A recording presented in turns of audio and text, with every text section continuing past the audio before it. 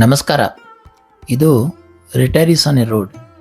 ನಮ್ಮ 40 ದಿನಗಳ north East ಇಂಡಿಯಾದ ಯಾತ್ರೆಯ 3ನೇ ದಿವಸ ಇವತ್ತು ನಮಗೆ ಪ್ರಕೃತಿ ದೊಡ್ಡ ಸವಾಲನ್ನೇ ಕೊಟ್ಟುಬಿಟ್ಟಿದೆ. ವಿಜಯವಾಡದಿಂದ ಹೊರಟ ನಮಗೆ ಎದುರಾಗಿದ್ದು ಭೀಕರ ಮಿಚಾಂಗ್ ಅಂದರೆ ಮಾಂಥಾ ಸೈಕ್ಲೋನ್. ಗಾಳಿ ಎಷ್ಟು ಜೋರಿದೆ ಅಂದರೆ ನಮ್ಮ ಜಿಮ್ನಿ ಕಾರನ್ನು ರಸ್ತೆಯಿಂದ ಪಕ್ಕಕ್ಕೆ ತಳ್ಳುತ್ತಿದೆ. ಇಂದಿನ ವಿಡಿಯೋದಲ್ಲಿ ಮೊದಲನೇದಾಗಿ ನಾವು ಸೈಕ್ಲೋನ್ ಅಬ್ಬರದ ನಡುವೆ ಗೊಲ್ಲಲಮಾಮಿಡಾಡದ 11 ಅಂತಸ್ತಿನ ಬೃಹತ್ ಗೋಪುರವನ್ನು ಹತ್ತಲು ನಾವು ಮಾಡಿದ ಸಾಹಸ. ನಾವು ಊಟಕ್ಕೆ ಕುಳಿತಾಗ ಗಾಳಿಯ ವೇಗಕ್ಕೆ ಅಲ್ಲಿನ ಕುರ್ಚಿಗಳು ತನ್ನಷ್ಟಕ್ಕೆ ತಾನೇ ನೆಲದ ಮೇಲೆ ಸರಿಯುತ್ತಿದ್ದ ಆ ಅಚ್ಚರಿಯ ಕ್ಷಣಗಳು. ಮತ್ತು ಈ ಬಿರುಗಾಳಿ ಆರ್ಭಟದ ನಡುವೆಯೂ ನಮ್ಮನ್ನು ಕೈಬೀಸಿ ಕರೆದ ಪೀಠಾಪುರದ ಆ ದಿವ್ಯ ಶಾಂತಿ ಮತ್ತು ದರ್ಶನ. ಡ್ಯಾಶ್ ಕ್ಯಾಮ್ ಕೈ ಕೊಟ್ಟರು ಮೊಬೈಲ್ನಲ್ಲಿ ಸೆರೆ ಹಿಡಿದ ಈ ಅಪರೂಪದ ಕ್ಷಣಗಳನ್ನು ಮಿಸ್ ಮಾಡಬೇಡಿ. ಬನ್ನಿ ನಮ್ಮ ಪಯಣ ಮುಂದುವರಿಸೋಣ. ವೀಕ್ಷಕರೇ, ನಮ್ಮ ಪ್ರಯಾಣದ ಮ್ಯಾಪ್ ನೋಡಿ. ನಾವು ಆಂಧ್ರ ಪ್ರದೇಶದ ವಿಜಯವಾಡದಿಂದ ಹೊರಟು ಸುಮಾರು 198 ಕಿಲೋಮೀಟರ್ ದೂರದಲ್ಲಿರುವ ಗೊಲ್ಲಲಮಾಮಿಡಾಡ ತಲುಪಿದ್ದೇವೆ. ಸೈಕ್ಲೋನ್ ಪ್ರಭಾವದಿಂದ ದಾರಿ ಅಷ್ಟೇನು ಸುಲಭವಾಗಿರಲಿಲ್ಲ. ಸುಮಾರು 4.5 ಗಂಟೆ ಈ ಪ್ರಯಾಣದಲ್ಲಿ ನಾವು ತಗೊಂಡಿದ್ದೀವಿ ರೀಚ್ ಆಗೋದಕ್ಕೆ. ಈಗ ನಾವು ನೋಡ್ತಾ ಇರೋದು ಶ್ರೀ ಸೂರ್ಯನಾರಾಯಣ ಸ್ವಾಮಿ ದೇವಸ್ಥಾನ ಗೊಲ್ಲಲಮಾಮಿಡಾಡ. ಅರಸವಲ್ಲಿಯ ನಂತರ ಆಂಧ್ರ ಪ್ರದೇಶದ 2ನೇ ಅತ್ಯಂತ ಪ್ರಸಿದ್ಧ ಸೂರ್ಯ ದೇವಸ್ಥಾನ ಇದು. ಈ ದೇವಸ್ಥಾನವನ್ನು 1902ರಲ್ಲಿ ಜಮೀನ್ದಾರರಾದ ಶ್ರೀ ಕೊವ್ವೂರಿ ಬಸವಿರೆಡ್ಡಿ ಅವರು ಸ್ಥಾಪಿಸಿದರು. ದೇವಸ್ಥಾನದ ಮುಂಭಾಗದಲ್ಲಿ 7 ಕುದುರೆಗಳು ಎಳೆಯುತ್ತಿರುವ ರಥದಲ್ಲಿ ಕುಳಿತಿರುವ ಸೂರ್ಯನಾರಾಯಣ ಸ್ವಾಮಿಯ ಭವ್ಯ ವಿಗ್ರಹವಿದೆ. ಗರ್ಭಗುಡಿಯಲ್ಲಿರುವ ಸೂರ್ಯದೇವನು ತನ್ನ ಪತ್ನಿಯರಾದ ಉಷಾ, ಪದ್ಮಿನಿ, ಛಾಯಾ, ಸ್ನೌಜ್ಞ ದೇವಿಯರೊಂದಿಗೆ ನೆಲೆಸಿದ್ದಾನೆ. ದೇವಸ್ಥಾನದ ಗೋಡೆಗಳ ಮೇಲೆ ಸೂರ್ಯ ನಮಸ್ಕಾರದ ವಿವಿಧ ಭಂಗಿಗಳನ್ನು ನಾವು ಕಾಣಬಹುದು.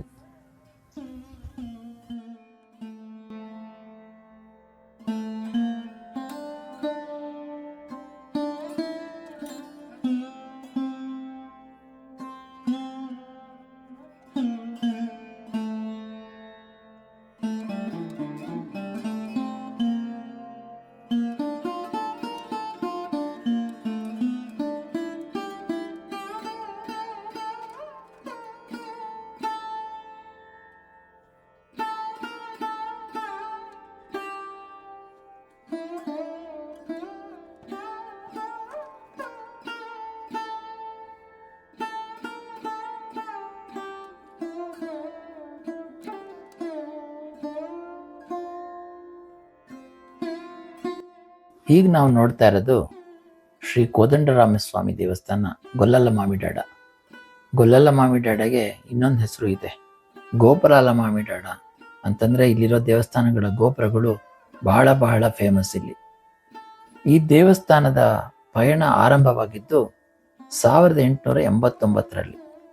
ಸ್ಥಳೀಯ ಜಮೀನ್ದಾರರಾದ ದ್ವಾರಂಪುಡಿ ಸುಬ್ಬಿರೆಡ್ಡಿ ಮತ್ತು ರಾಮಿರೆಡ್ಡಿ ಎಂಬ ಸಹೋದರರು ಶ್ರೀರಾಮ ಮತ್ತು ಸೀತಾದೇವಿಯ ಮರದ ವಿಗ್ರಹಗಳನ್ನು ಪ್ರತಿಷ್ಠಾಪಿಸಿ ಒಂದು ಸಣ್ಣ ಗುಡಿನ ಕಟ್ಟಿಸಿದ್ರು.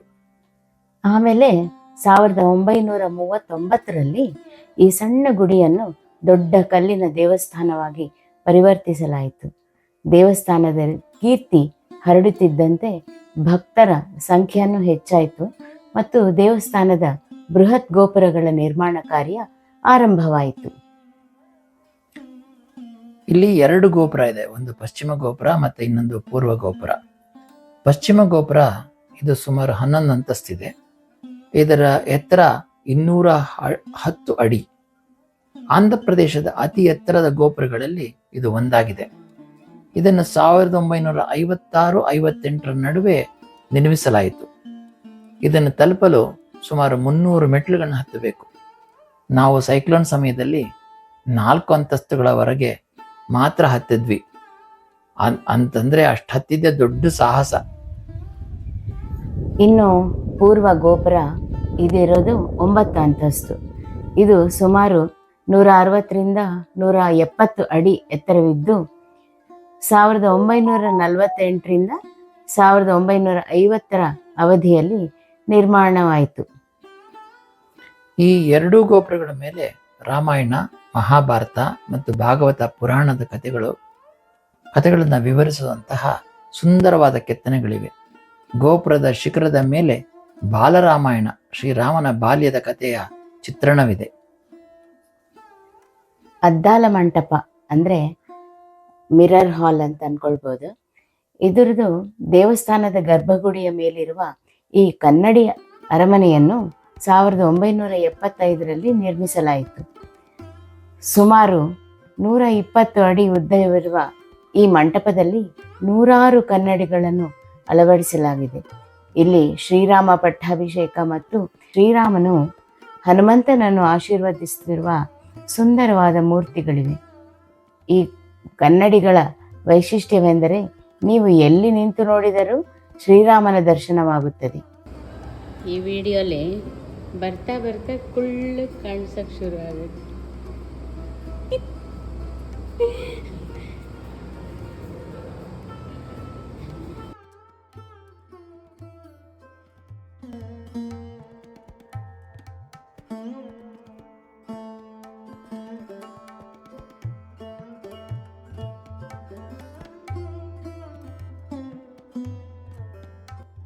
ಇಲ್ಲಿರುವ ಮೂಲ ವಿಗ್ರಹ ಶ್ರೀರಾಮ, ಸೀತಾಮಾತೆ ಮತ್ತು ಲಕ್ಷ್ಮಣ ನಿಂತಿರುವ ಭಂಗಿಯಲ್ಲಿದ್ದಾರೆ. ಶ್ರೀರಾಮನ ಕೈಯಲ್ಲಿ ಕೋದಂಡ ಅಂದರೆ ಬಿಲ್ಲು ಹಿಡಿದಿರುವುದರಿಂದ ಈ ದೇವಸ್ಥಾನಕ್ಕೆ ಕೋದಂಡರಾಮ ದೇವಸ್ಥಾನ ಎಂಬ ಹೆಸರು ಬಂದಿದೆ. ಆಂಧ್ರದ ಪ್ರಸಿದ್ಧ ಭದ್ರಾಚಲಂ ದೇವಸ್ಥಾನಕ್ಕೆ ಹೋಲುವ ಕಾರಣಕ್ಕಾಗಿ ಇದನ್ನು ಚಿನ್ನ ಭದ್ರಾಚಲಂ ಅಥವಾ ಪುಟ್ಟ ಭದ್ರಾಚಲಂ ಎಂದು ಕರೆಯಲಾಗುತ್ತದೆ. ನಾವು ನಿಂತಿರೋದು ಆಂಧ್ರ ಪ್ರದೇಶದ ಅತ್ಯಂತ ಎತ್ತರದ ಗೋಪುರಗಳಲ್ಲಿ ಒಂದಾದ ಈ 210 ಅಡಿ ಎತ್ತರದ ಪಶ್ಚಿಮ ಗೋಪುರದ ಮುಂದೆ. ಸೈಕ್ಲೋನ್ ಗಾಳಿ ಎಷ್ಟು ಜೋರಾಗಿತ್ತೆಂದರೆ ಈ ಬೃಹತ್ ಗೋಪುರಗಳ ನಡುವೆ ಗಾಳಿ ಸುಯ್ ಅಂತ ಬೀಸ್ತಾ ಇತ್ತು. ಅದಕ್ಕೆ ನಾವು ಊಟಕ್ಕೆ ಕುಳಿತುಕೊಂಡಾಗ ಕುರ್ಚಿಗಳು ಗಾಳಿಗೆ ಹಾರ್ಕೊಂಡು ಹೊಟ್ಟೋದ್ವು. ನಮ್ಮ ಪಯಣ ಇವಾಗ ಗೊಲ್ಲಲ ಮಾಮಿಡಾಳದಿಂದ ಪೀಠಾಪುರದ ಕಡೆಗೆ. ಹೆಚ್ಚಿನ ದೂರ ಏನಿಲ್ಲ ಇಲ್ಲಿಂದ, ಆದರೆ ಸೈಕ್ಲೋನ್ ಸ್ವಲ್ಪ ಯಾಕೋ ಜಾಸ್ತಿ ಆಗಿ ಕಾಣಿಸ್ತಾ ಇದೆ. ನೋಡೋಣ ಹೇಗಾಗುತ್ತೆ ಅಂತ ಹೇಳಿ ಅಂತ ನಮ್ಮ ಅನುಭವ ನಿಮಗೆ ತಿಳಿಸ್ತೀವಿ ಖಂಡಿತವಾಗ್ಲೂ. ಈ ದೃಶ್ಯದಲ್ಲಿ ನೀವು ನೋಡ್ಬೋದು ಗಾಳಿ ಎಷ್ಟು ಜೋರಾಗಿ ಬೀಸ್ತಾ ಇತ್ತು ಅಂತಂದರೆ, ನ್ಯೂಸ್ ಪ್ರಕಾರ ನಾವು ಆಮೇಲೆ ತಿಳ್ಕೊಂಡಿದ್ದು ಸುಮಾರು 110 ಕಿಲೋಮೀಟರ್ ವೇಗದಲ್ಲಿ ಗಾಳಿ ಬೀಸ್ತಾ ಇತ್ತು. ನಮ್ಮ ಜಿಮ್ನಿನ ಒಂದು ಕಡೆಗೆ ತಳ್ಳಿಬಿಡ್ತಾ ಇತ್ತು. ಸೊ ಹಾಗಾಗಿ ನಾವು ಸುಮಾರು ಕಡೆ ನಿಲ್ಲಿಸ್ಬೇಕಾಯ್ತು ನಾವು. ಅಂದರೆ ನಮ್ಗೆ ಅದನ್ನು ಅಷ್ಟೊಂದು ಇದಾಗಿ ಗಾಡಿನ ಓಡ್ಸೋಕೆ ಆಗ್ತಾ ಇರಲಿಲ್ಲ. ಕೆಲವು ಕಡೆ ನಿಲ್ಲಿಸಿ ಸ್ವಲ್ಪ ಕಾದು ಸ್ವಲ್ಪ ಗಾಳಿ ಕಡಿಮೆ ಆದಮೇಲೆ ಹೊರಟಿದ್ದೀವಿ. ದುರದೃಷ್ಟವಶಾತ್ ನಮ್ಮ SD ಕಾರ್ಡ್, ಡ್ಯಾಶ್ ಕಾಮ್ ಹಾಕಿದ್ದು SD ಕಾರ್ಡು ಕೈ ಕೊಟ್ಬಿಡ್ತದೆ. ನಾವು ನೋಡಲಿಲ್ಲ ಅದನ್ನು, ಅದು ರೆಕಾರ್ಡ್ ಆಗ್ತಿರ್ಲಿಲ್ಲ. ಆದರೆ ಒಂದೇ ಒಂದು ಸಮಾಧಾನಕರ ಸಂಗತಿ ಅಂತಂದರೆ, ನನ್ನ ಹೆಂಡತಿ ಏನು ಮಾಡ್ತಿದ್ಲು ಅಂದರೆ ಅವಳು ಆವಾಗವಾಗ ಮೊಬೈಲ್ನಿಂದಲೇ ಕೆಲವು ಕಡೆ ಎಲ್ಲ ಕ್ಯಾಪ್ಚರ್ ಮಾಡಿದ್ದಾಳೆ.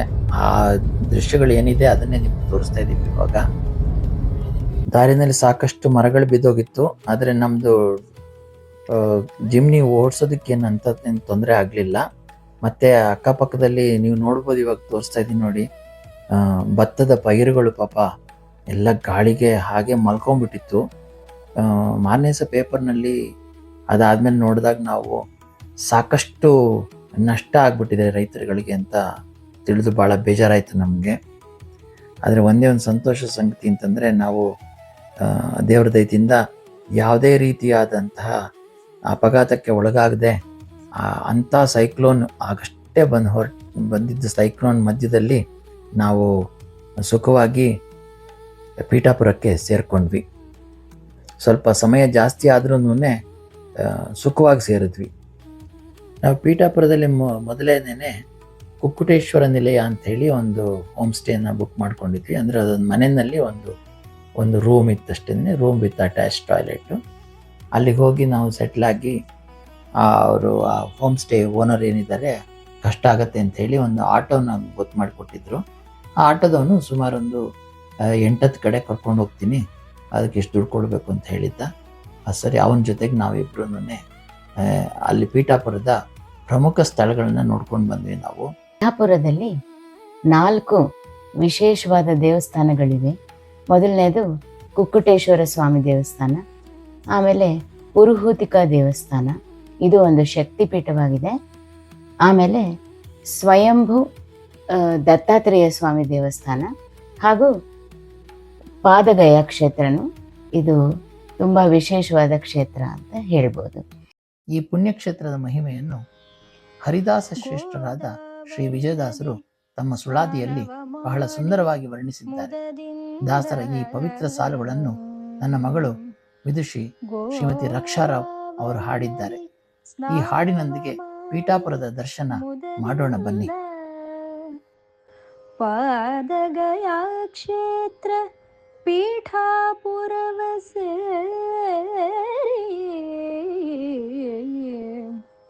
ಪಾದಗಯಾ ಕ್ಷೇತ್ರ ಪೀಠಾಪುರವಸೇರಿ ಶ್ರೀದೇವಿ ಅಂಶದ ಪುರುಹೂತಿಕೆಯ ಕಂಡು ಶ್ರೀದೇವಿಯ ಅಂಶದ ಪುರುಹೂತಿಕೆಯ ಕಂಡು ಪಾದ ಪದ್ಮದಲ್ಲಿರುವ ಗಯಾಸುರನ ಶಿರವ ಮೋದದಿ ಪೂಜಿಸಿ ಪಾದ ಪದ್ಮದಲ್ಲಿರುವ ಗಯಾಸುರನ ಶಿರವ ಮೋದದಿ ಪೂಜಿಸಿ ಪಿತೃಗಳ ಋಣವ ತೀರಿಸುತ್ತ ಶ್ರೀದ ವಿಜಯ ವಿಠಲನ್ನ ನೆನೆದು ಪಾವನನಾಗು.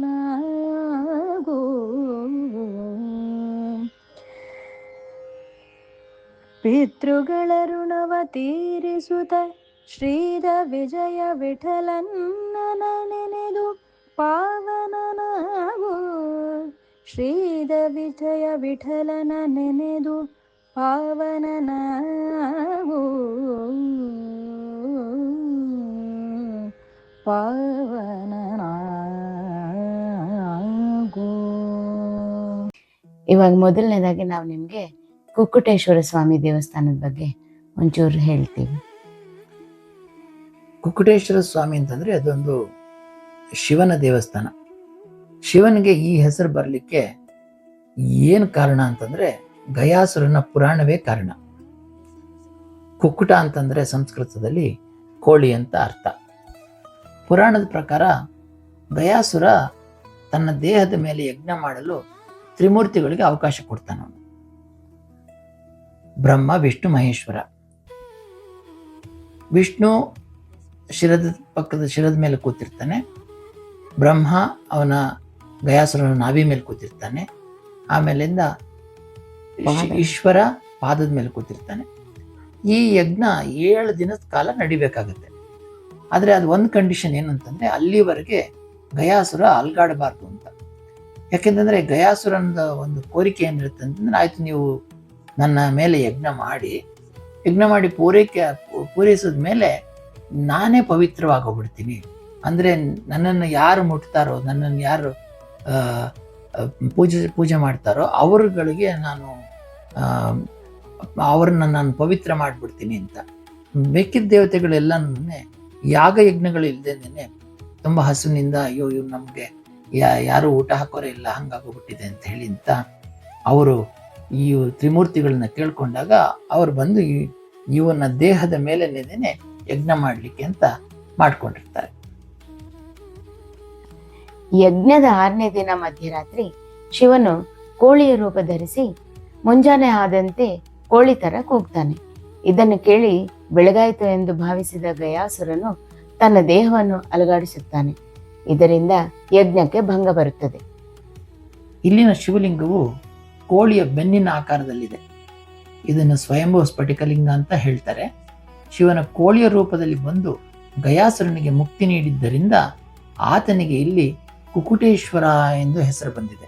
ಗಯಾಸುರ ಹೇಳ್ತಾನೆ, ನನಗೆ ಒಂದು ವರನ ಕೊಡಿ ನೀವು. ನನ್ನ ದೇಹದ ಮೇಲೆ, ಅಂದರೆ ಇದನ್ನು ತ್ರಿಗಯ ಅಂತ ಹೇಳ್ತಾರೆ, ಒಂದು ಶಿರೋಗಯ, ಅದು ಬಿಹಾರದಲ್ಲಿದೆ, ಅಲ್ಲಿ ವಿಷ್ಣುಪಾದ ಇದೆ. ಇನ್ನೊಂದು ನಾಭಿಗಯ ಅಂಥೇಳಿ ಜಾಜ್ಪುರ್ ಅಂಥೇಳಿ ಒಡಿಸ್ಸಾದಲ್ಲಿದೆ. ಮತ್ತು ಮೂರನೇದು ಪಾದಗಯ, ಅದು ಪೀಠಾಪುರದಲ್ಲಿದೆ. ಈ ಮೂರು ಕ್ಷೇತ್ರದಲ್ಲಿ ಯಾರು ಪಿತೃಗಳ ಪಿಂಡ ಪ್ರದಾನ ಮತ್ತು ಅವರ ತರ್ಪಣ ವಿಧಾನಗಳನ್ನು ಮಾಡ್ತಾರೆ, ಅವರ ಪಿತೃಗಳಿಗೆ ಮುಕ್ತಿಯನ್ನು ದಯಪಾಲಿಸಬೇಕು ಅಂತ ಹೇಳಿದಾಗ ತ್ರಿಮೂರ್ತಿಗಳು ತಥಾಸ್ತು ಅಂತ ಹೇಳ್ತಾರೆ. ಓಂಕಾರಿಣಿ ದೇವಿ ಕುಕ್ಕುಟೇಶ್ವರ ದೇವಸ್ಥಾನದ ಗರ್ಭಗೃಹದ ಎಡಭಾಗದಲ್ಲಿ ದಕ್ಷಿಣಾಭಿಮುಖವಾಗಿ ನೆಲೆಸಿರುವ ಈ ದೇವಿಯು ಬಹಳ ಶಕ್ತಿಶಾಲಿ ಮತ್ತು ಉಗ್ರ ಸ್ವರೂಪಿಣಿ. ಯಾರು ಈ ದೇವಿ? ಓಂಕಾರಿಣಿ ದೇವಿಯನ್ನು ದುರ್ಗಾ ಅಥವಾ ಶಿವ ಎಂದು ಕರೆಯಲಾಗುತ್ತದೆ. ಪುರಾಣಗಳ ಪ್ರಕಾರ ಈಕೆ ಈ ಕ್ಷೇತ್ರದ ರಕ್ಷಣಾ ದೇವತೆ ಎಂದು ಹೇಳುತ್ತಾರೆ. ಓಂಕಾರ ಎಂದರೆ ಗರ್ಜನೆ ಅಥವಾ ದೈವಿಕ ಶಕ್ತಿಯ ಧ್ವನಿ. ಅಸುರನನ್ನು ಸಂಹರಿಸುವಾಗ ಈ ದೇವಿಯು ಮಾಡಿದ ಭೀಕರ ಗರ್ಜನೆಯಿಂದ ಈಕೆಗೆ ಓಂಕಾರಿಣಿ ಎಂಬ ಹೆಸರು ಬಂದಿದೆ ಎಂದು ಹೇಳಲಾಗುತ್ತದೆ. ಕುಕ್ಕುಟೇಶ್ವರ ಸ್ವಾಮಿಯ ಮುಖ್ಯ ಲಿಂಗದ ಪಕ್ಕದಲ್ಲೇ ಈಕೆಯ ವಿಗ್ರಹವಿದೆ. ಈಕೆಯನ್ನು ಪೂಜಿಸದೆ ಪಿಠಾಪುರದ ಯಾತ್ರೆ ಪೂರ್ಣವಾಗುವುದಿಲ್ಲ ಎಂದು ಭಕ್ತರು ನಂಬುತ್ತಾರೆ. ಈಕೆ ಭಕ್ತರ ಸಂಕಷ್ಟಗಳನ್ನು ತನ್ನ ಓಂಕಾರದಿಂದಲೇ ದೂರ ಮಾಡುತ್ತಾಳೆ ಅಂತ ನಂಬಿಕೆ ಇದೆ. ಗರ್ಭಗುಡಿಯಲ್ಲಿರುವ ಓಂಕಾರಿಣಿ ದೇವಿಯ ದರ್ಶನ ಮಾಡುವಾಗ ಒಂದು ವಿಶೇಷ ನಿಯಮವಿದೆ. ಭಕ್ತರು ದೇವಿಯ ವಿಗ್ರಹವನ್ನು ನೇರವಾಗಿ ನೋಡುವಂತಿಲ್ಲ. ಯಾಕೆ ಈ ಪದ್ಧತಿ ಬಂತು? ಓಂಕಾರಿಣಿ ದೇವಿಯು ಅತ್ಯಂತ ಉಗ್ರ ಸ್ವರೂಪಿಣಿ ಮತ್ತು ಶಕ್ತಿಯುತ ದೇವತೆ. ದೇವಿಯ ನೇರ ನೋಟವನ್ನು ತಡೆದುಕೊಳ್ಳುವ ಶಕ್ತಿ ಮನುಷ್ಯರಿಗಿಲ್ಲ ಎಂಬ ನಂಬಿಕೆ ಇದೆ. ಆದ್ದರಿಂದ ಗರ್ಭಗುಡಿಯ ಗೋಡೆಗೆ ಒಂದು ಕನ್ನಡಿಯನ್ನು ಅಳವಡಿಸಲಾಗಿದೆ. ಭಕ್ತರು ಆ ಕನ್ನಡಿಯಲ್ಲಿ ಪ್ರತಿಫಲಿಸುವ ದೇವಿಯ ಬಿಂಬವನ್ನು ಮಾತ್ರ ನೋಡಬೇಕು. ದೇವಿಯ ಉಗ್ರತೆಯನ್ನು ಶಾಂತಗೊಳಿಸಲು ಮತ್ತು ಭಕ್ತರಿಗೆ ಅವಳ ಕೃಪೆ ಸುಲಭವಾಗಿ ಸಿಗಲಿ ಎಂಬ ಉದ್ದೇಶದಿಂದ ಈ ವಿಶಿಷ್ಟ ಸಂಪ್ರದಾಯವನ್ನು ಪಾಲಿಸಿಕೊಂಡು ಬರಲಾಗುತ್ತಿದೆ. ಪೀಠಾಪುರದ ಅತ್ಯಂತ ಶಕ್ತಿಶಾಲಿ ಮತ್ತು ಪವಿತ್ರವಾದ ಕೇಂದ್ರವೆಂದರೆ ಅದು ಶ್ರೀ ಪುರುಹೂತಿಕಾದೇವಿ ದೇವಸ್ಥಾನ. ಇದು ಭಾರತದ ಪ್ರಮುಖ 18 ಅಷ್ಟಾದಶ ಶಕ್ತಿಪೀಠಗಳಲ್ಲಿ ಒಂದಾಗಿದೆ. ದಕ್ಷ ಯಜ್ಞದ ನಂತರ ಶಿವನು ಸತೀದೇವಿಯ ದೇಹವನ್ನು ಹೊತ್ತು ತಾಂಡವವಾಡುತ್ತಿರುವಾಗ ವಿಷ್ಣುವು ತನ್ನ ಸುದರ್ಶನ ಚಕ್ರದಿಂದ ಆ ದೇಹವನ್ನು ತುಂಡರಿಸುತ್ತಾನೆ. ಪುರಾಣಗಳ ಪ್ರಕಾರ ಸತೀದೇವಿಯ ಸೊಂಟದ ಭಾಗ, ಅಂದರೆ ಪೀಠದ ಭಾಗ ಬಿದ್ದ ಸ್ಥಳವೇ ಈ ಪೀಠಾಪುರ. ಪೀಠ ಬಿದ್ದ ಕಾರಣಕ್ಕಾಗಿ ಈ ಊರಿಗೆ ಪೀಠಾಪುರಂ ಎಂಬ ಹೆಸರು ಬಂದಿದೆ ಎಂದು ಹೇಳಲಾಗುತ್ತದೆ. ಇಲ್ಲಿ ದೇವಿಯನ್ನು ಪುರುಹೂತಿಕಾ ದೇವಿ ಎಂದು ಪೂಜಿಸಲಾಗುತ್ತದೆ. ಪುರುಹೂತ ಎಂಬುದು ದೇವತೆಗಳ ರಾಜನಾದ ಇಂದ್ರನ ಒಂದು ಹೆಸರು. ಕಥೆಯ ಪ್ರಕಾರ ಇಂದ್ರನು ಅಹಲ್ಯ ವಿಷಯದಲ್ಲಿ ಮಾಡಿದ ತಪ್ಪಿನಿಂದ ಗೌತಮ ಮಹರ್ಷಿಗಳಿಂದ ಶಾಪಕ್ಕೆ ಒಳಗಾಗುತ್ತಾನೆ. ಆ ಶಾಪದಿಂದ ಮುಕ್ತಿ ಪಡೆಯಲು ಇಂದ್ರನು ಇಲ್ಲಿ ದೇವಿಯನ್ನು ಪ್ರಾರ್ಥಿಸುತ್ತಾನೆ. ದೇವಿ ಪ್ರತ್ಯಕ್ಷಳಾಗಿ ಇಂದ್ರನಿಗೆ, ಅಂದರೆ ಪುರುಹೂತನಿಗೆ ಶಾಪ ವಿಮೋಚನೆ ನೀಡಿದ್ದರಿಂದ ಆಕೆಗೆ ಪುರುಹೂತಿಕಾದೇವಿ ಎಂಬ ಹೆಸರು ಬಂದಿದೆ. ಈ ದೇವಸ್ಥಾನವು ಕುಕ್ಕುಟೇಶ್ವರ ಸ್ವಾಮಿ ದೇವಸ್ಥಾನದ ಸಂಕೀರ್ಣದ ಈಶಾನ್ಯ ಮೂಲೆಯಲ್ಲಿದೆ. ದೇವಸ್ಥಾನದ ಗೋಡೆಗಳ ಮೇಲೆ ಭಾರತದ ಎಲ್ಲ 18 ಅಷ್ಟಾದಶ ಶಕ್ತಿಪೀಠಗಳ ದೇವತೆಗಳ ಸುಂದರವಾದ ಕೆತ್ತನೆಗಳಿವೆ. ನೀವು ಇಲ್ಲಿ ಒಂದೇ ಕಡೆ ಎಲ್ಲಾ ಶಕ್ತಿಪೀಠಗಳ ದರ್ಶನ ಮಾಡಿದ ಪುಣ್ಯ ಪಡೆಯಬಹುದು. ದೇವಿಯ ವಿಗ್ರಹವು ಇಲ್ಲಿ ನಿಂತಿರುವ ಭಂಗಿಯಲ್ಲಿ ಇದ್ದು ಬಹಳ ಶಾಂತ ಮತ್ತು ತೇಜಸ್ವಿಯಾಗಿದೆ. ಪ್ರತಿ ಶಕ್ತಿಪೀಠದಲ್ಲೂ ದೇವಿಯ ಜೊತೆಗೆ ಶಿವನು ಒಬ್ಬ ಭೈರವನ ರೂಪದಲ್ಲಿ ನೆಲೆಸಿರುತ್ತಾನೆ. ಪೀಠಾಪುರದಲ್ಲಿ ಪುರುಹೂತಿಕಾ ದೇವಿಯ ರಕ್ಷಕನಾಗಿ ಅಥವಾ ಭೈರವನಾಗಿ ಕುಕ್ಕುಟೇಶ್ವರ ಸ್ವಾಮಿ ನೆಲೆಸಿದ್ದಾನೆ. ಆದ್ದರಿಂದ ಈ ಕ್ಷೇತ್ರವನ್ನು ಶಿವಶಕ್ತಿಯರ ಸಂಗಮವೆಂದು ಕರೆಯಲಾಗುತ್ತದೆ. ಪೀಠಾಪುರವು ದತ್ತಾತ್ರೇಯ ಸ್ವಾಮಿಯ ಮೊದಲ ಅವತಾರವಾದ ಶ್ರೀಪಾದ ಶ್ರೀವಲ್ಲಭರ ಜನ್ಮಸ್ಥಳ. ಅವರು 14ನೇ ಶತಮಾನದಲ್ಲಿ ಇಲ್ಲಿ ಜನಿಸಿದರು. ದತ್ತಾತ್ರೇಯ ಸ್ವಾಮಿಯು ಕಲಿಯುಗದಲ್ಲಿ ಮನುಷ್ಯ ರೂಪದಲ್ಲಿ ಅವತರಿಸಿದ ಮೊದಲ ಕ್ಷೇತ್ರವಿದು. ಅವರು ಜನಿಸಿದ ಮನೆಯನ್ನೇ ಈಗ ಭವ್ಯವಾದ ದೇವಸ್ಥಾನವಾಗಿ ಪರಿವರ್ತಿಸಲಾಗಿದೆ. ಇದನ್ನು ಶ್ರೀಪಾದ ಶ್ರೀವಲ್ಲಭ ಮಹಾಸಂಸ್ಥಾನಂ ಎಂದು ಕರೆಯಲಾಗುತ್ತದೆ. ಕುಕ್ಕುಟೇಶ್ವರ ಸ್ವಾಮಿ ದೇವಸ್ಥಾನದ ಆವರಣದೊಳಗೆ ಪಾದಗಯ ಸರೋವರದ ಪಕ್ಕದಲ್ಲಿ ಸ್ವಯಂಭೂ ದತ್ತಾತ್ರೇಯ ಸ್ವಾಮಿಯ ದೇವಸ್ಥಾನವಿದೆ. ಇಲ್ಲಿ ದತ್ತಾತ್ರೇಯ ಸ್ವಾಮಿಯು ತ್ರಿಮೂರ್ತಿ ರೂಪದಲ್ಲಿ ಬ್ರಹ್ಮ ವಿಷ್ಣು ಮಹೇಶ್ವರ ರೂಪದಲ್ಲಿ ನೆಲೆಸಿದ್ದಾರೆ. ಈ ವಿಗ್ರಹವು ಸ್ವಯಂಭೂ ತಾನಾಗಿಯೇ ಉದ್ಭವಿಸಿದ್ದು ಎಂದು ನಂಬಲಾಗಿದೆ. ದತ್ತಾತ್ರೇಯ ಸ್ವಾಮಿಯ ಭಕ್ತರಿಗೆ ಪಿಠಾಪುರವು ಅತ್ಯಂತ ಪವಿತ್ರವಾದ ಕ್ಷೇತ್ರ. ಏಕೆಂದರೆ ದತ್ತಾತ್ರೇಯ ಸ್ವಾಮಿಯ ಮೊದಲ ಅವತಾರವಾದ ಶ್ರೀಪಾದ ಶ್ರೀವಲ್ಲಭರು ಜನಿಸಿದ್ದು ಇದೇ ಮಣ್ಣಿನಲ್ಲಿ. ಇಲ್ಲಿನ ಶಾಂತಿಯುತ ವಾತಾವರಣ ಮತ್ತು ಪವಿತ್ರ ಪಾದುಕೆಗಳ ದರ್ಶನ ಮಾಡಿದರೆ ಮನಸ್ಸಿಗೆ ಎಲ್ಲಿಲ್ಲದ ನೆಮ್ಮದಿ ಸಿಗುತ್ತದೆ. ಭಾರತದಲ್ಲಿ 5 ಅತ್ಯಂತ ಪ್ರಮುಖವಾದ ವಿಷ್ಣು ಮಾಧವ ದೇವಾಲಯಗಳಿವೆ. ಅವುಗಳನ್ನು ಪಂಚಮಾಧವ ಕ್ಷೇತ್ರಗಳೆಂದು ಕರೆಯಲಾಗುತ್ತದೆ. ಮೊದಲನೇದು ಬಿಂದು ಮಾಧವ ಕ್ಷೇತ್ರ, ಉತ್ತರ ಪ್ರದೇಶದ ಕಾಶಿಯಲ್ಲಿದೆ. ಎರಡನೇದು ವೇಣಿ ಮಾಧವ, ಉತ್ತರ ಪ್ರದೇಶದ ಪ್ರಯಾಗ್ರಾಜ್ನಲ್ಲಿದೆ. ಸೇತು ಮಾಧವ ತಮಿಳುನಾಡಿನ ರಾಮೇಶ್ವರಮಲ್ಲಿದೆ. ಸುಂದರ ಮಾಧವ ಕೇರಳದ ತಿರುವನಂತಪುರದಲ್ಲಿದೆ. 5ನೆಯದು ಕುಂತಿ ಮಾಧವ ಆಂಧ್ರ ಪ್ರದೇಶದ ಪಿಠಾಪುರಂನಲ್ಲಿದೆ. ಕುಂತಿ ಮಾಧವನಿಗೆ ಇನ್ನೊಂದು ಹಿನ್ನೆಲೆಯೂ ಇದೆ. ಪಾಂಡವರು ವನವಾಸದಲ್ಲಿದ್ದಾಗ ಈ ಪ್ರದೇಶಕ್ಕೆ ಬಂದಿದ್ದರು ಎಂಬ ನಂಬಿಕೆ ಇದೆ. ಪಾಂಡವರ ತಾಯಿಯಾದ ಕುಂತಿದೇವಿ ಇಲ್ಲಿ ನೆಲೆಸಿದ್ದ ಮಾಧವನನ್ನು ಅತ್ಯಂತ ಭಕ್ತಿಯಿಂದ ಪೂಜಿಸಿದ್ದಳು. ಆಕೆಯ ಭಕ್ತಿಗೆ ಮೆಚ್ಚಿದ ಸ್ವಾಮಿಯು ಇಲ್ಲಿ ನೆಲೆಸಿದ್ದರಿಂದ ಈ ದೇವಸ್ಥಾನಕ್ಕೆ ಕುಂತಿ ಮಾಧವ ಸ್ವಾಮಿ ಎಂದು ಹೆಸರು ಬಂದಿದೆ ಎಂದು ಪುರಾಣಗಳು ಹೇಳುತ್ತವೆ. ಅರ್ಜುನನು ಕೂಡ ಈ ಕ್ಷೇತ್ರದಲ್ಲಿ ತಪಸ್ಸು ಮಾಡಿದ್ದನೆಂಬ ಉಲ್ಲೇಖವಿದೆ. ಮುಖ್ಯ ಗರ್ಭಗುಡಿಯಲ್ಲಿ ಭಗವಾನ್ ಮಾಧವನು ತನ್ನ ಪತ್ನಿಯರಾದ ಶ್ರೀದೇವಿ ಮತ್ತು ಭೂದೇವಿಯರೊಂದಿಗೆ ಸುಂದರವಾದ ನಿಂತಿರುವ ಭಂಗಿಯಲ್ಲಿದ್ದಾನೆ.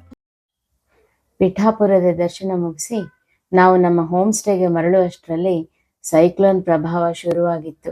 ಜೋರು ಮಳೆ ಬೇರೆ ಶುರುವಾಯಿತು. ಹಾಗಾಗಿ ದಾರಿಯಲ್ಲೇ ಒಂದು ಸಣ್ಣ ಹೋಟೆಲ್ನಲ್ಲಿ ಟಿಫಿನ್ ಮುಗಿಸ್ಕೊಂಡು ಬೇಗ ಹೋಮ್ ಸ್ಟೇಗೆ ಬಂದು ತಲುಪಿದ್ವಿ. ರಾತ್ರಿ ಅಂತೂ ಕರೆಂಟ್ ಇರಲೇ ಇಲ್ಲ. ರಾತ್ರಿ ಇಡೀ ಸಿಡಿಲು ಗುಡುಗು ಸಹಿತ ಭಾರೀ ಮಳೆ. ಆ ಸದ್ದಿಗೆ ನಮಗೆ ನಿದ್ದೆಯೇ ಸರಿಯಾಗಿ ಬರಲಿಲ್ಲ. ಪರಿಸ್ಥಿತಿ ಹೀಗಿದೆ. ಮಳೆ ನಿಲ್ಲೋ ಥರ ಕಾಣ್ತಾ ಇಲ್ಲ. ಆದರೆ ನಾಳೆ ಬೆಳಗ್ಗೆ ಸರಿಯಾಗಿ 7 ಗಂಟೆಗೆ ಅಣ್ಣಾವರಂನಲ್ಲಿ ಸತ್ಯನಾರಾಯಣ ಸ್ವಾಮಿ ವ್ರತ ಇದೆ. ಆ ಭಗವಂತನೇ ದಾರಿ ತೋರಿಸಬೇಕು. ನಾವು ನಾಳೆ ಬೆಳಗ್ಗೆ ಬೇಗ ಹೊರಡೋಕ್ಕೆ ತಯಾರಿ ಮಾಡ್ಕೋತೀವಿ. ಈ ಸೈಕ್ಲೋನ್ ನಡುವೆ ನಮ್ಮ ಪ್ರಯಾಣ ಹೇಗೆ ಸಾಗುತ್ತೆ ಅಂತ ಮುಂದಿನ ವಿಡಿಯೋದಲ್ಲಿ ನೋಡಿ. ಅಲ್ಲಿವರೆಗೆ ಸುರಕ್ಷಿತವಾಗಿರಿ. ನಮಸ್ಕಾರ.